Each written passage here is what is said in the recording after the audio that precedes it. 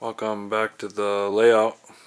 Doing another update video on the new layout. As you can see, I've been getting some cork road bed down. A few places I have some track down, but just trying to get the overall track plan kind of laid down so I can make sure I got everything where it needs to be, so I don't waste money on getting switches that I don't need or more track than I need. So as you can see here, I got my grain elevator. This is where this will go. Back in this corner there will be a oil industry. There's a few switches over here that'll go down into that industry there, and then one that will go over towards my sawmill. Just kind of have the templates printed out for the switches as right now. That's the nice thing about using this Pico-Track, is I went on their website and was able to print out all the switches that they have for their track, so I can kind of get an idea of how everything's gonna lay out. Over on this side is where the yard will be. Don't have all the track laid down. Of course you can see I don't have all the switches either, but they'll be up where this road bed ends here is where the three-way switch will be. The metal track will go into the first main line, and then the other branch off of it will go down this middle track to the second main line.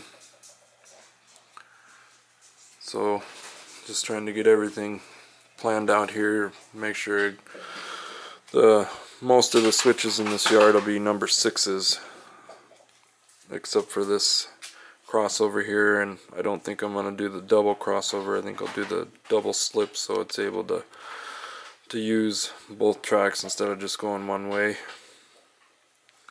But continuing on, you can see I got a little bit of an S-curve for all three of these. Like I said, the two outside are the main lines. The inside is a service track for the yard that'll be over on this other side. It'll come around, come down in here, and I'll probably have a switch or two. Be getting a modern style diesel shop. Probably put my diesel fueling station over here, my yard building over on this side. So these two tracks out there where the locomotives are that you can see continue around.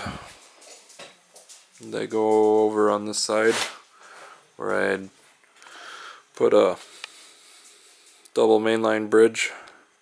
It's a lift out bridge or lift up bridge, so I'm able to walk underneath instead of having to crawl under the table.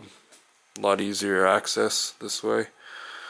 I got the idea from a fellow YouTuber to use the hinges for cabinets, doors that you have in your kitchen. So it worked out pretty well. I don't have the tracks up to it yet because I think I'm going to put a switch on this one and have another bridge go across for a track for the salvage yard on this side. I was thinking about doing it on the straight section here, but I just don't think it'll give me a long enough spur over there for the industry, and I think this way it'll look a lot better. So I don't know, let me know what you guys think, any suggestions on that.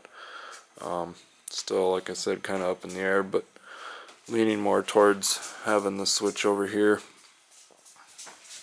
making another bridge. Won't be these same style bridge maybe a different style for something different on the other side. But the two tracks come down, go into a switch, goes into a single track with the spur coming off there for going down into the industries down here. And like I said, that outside track on this side is a siding or a passing siding there. You can store some of the cars for the industries that are on this side. Then it continues around to where we started over there. So it gives me a lot more room, a lot bigger layout. Pretty happy with the way everything's going so far. Will say this Pico track is definitely by far better than the Atlas, I think anyways. The Atlas has one solid track on the outside and one track that moves on the inside. The Pico track has two rails. They both move, they both flex, so you're able to get a lot smoother corners, I think, and it's a little bit more flexible. It is, once you get the track in your corners and stuff kind of bent to where you'd want them, it will kind of stay that way. I mean, if you move it around, it'll move, but for the most part it kind of stays at the radius that you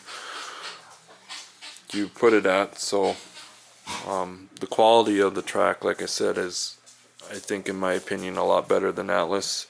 The ties are more of a creosote brown versus the light brown of the Atlas.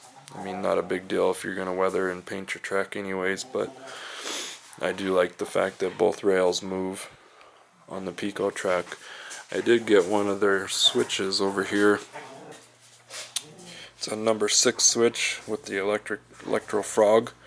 The nice thing about these is they have a little spring down here, so the point stays tight to the rail no matter which side you have it on. So technically you really don't need a switch stand to hold it tight. Their switches, I do believe, are a lot better quality than the Atlas. As you can tell on this one, all the rails are metal versus having the plastic frog. I mean, there is a little bit of plastic down on the very bottom down here, but not the point like the Atlas is plastic. This is all metal through here. So they're about double of the Atlas, but I think they're well worth the price. Like I said, these templates that I got printed off the Pico website, they're just a little bit shorter than the actual switch, which I don't think is a big issue. Like I said, they match pretty well, other than being a little short. But I don't think that's going to cause any issues with laying your track down. I mean, it gives you a good idea of how everything's going to work out.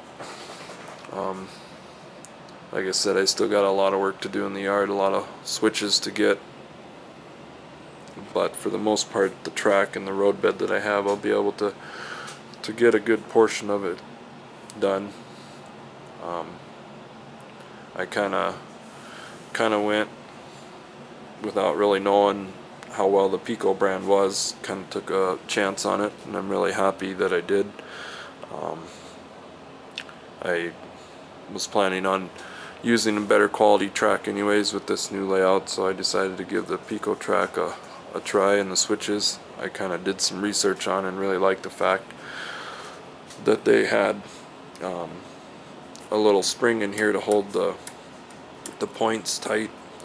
I will be using the Tortoise slow motion machine under the table for all my switches, so that'll kind of get taken out anyways, but the quality of the switches I think are a lot better than Atlas, like I said. So, well, that's about it for the video. I have done a little bit of work, built a little shelf for my command station using the Digitrax 8 amp system.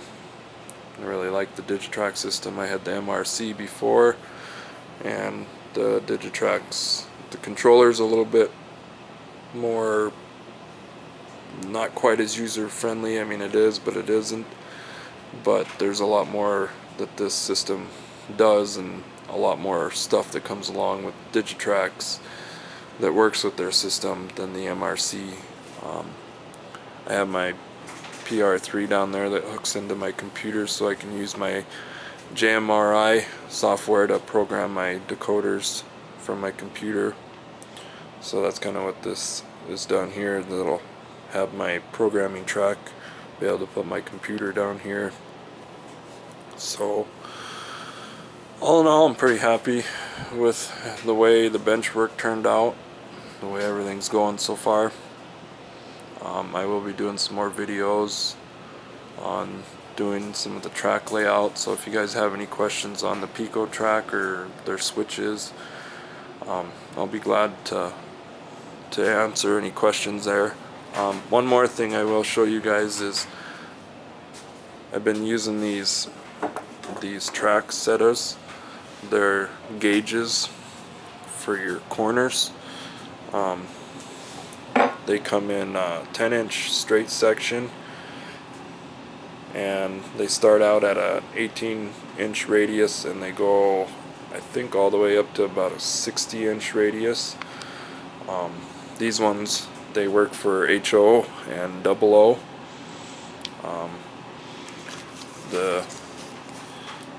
The package here, this one's the 36-inch radius. They are actually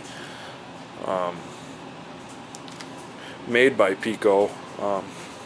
I found that out doing some research, that they were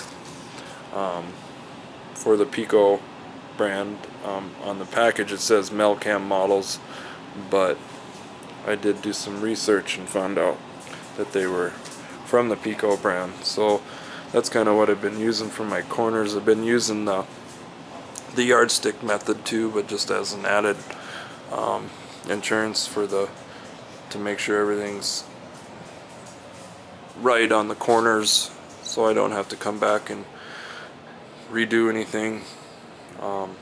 So just kind of for added insurance, like I said, to make sure everything is good in the corners.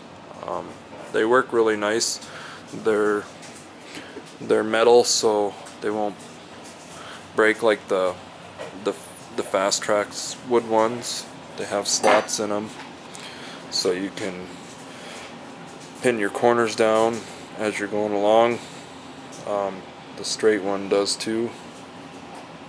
So I would highly recommend them.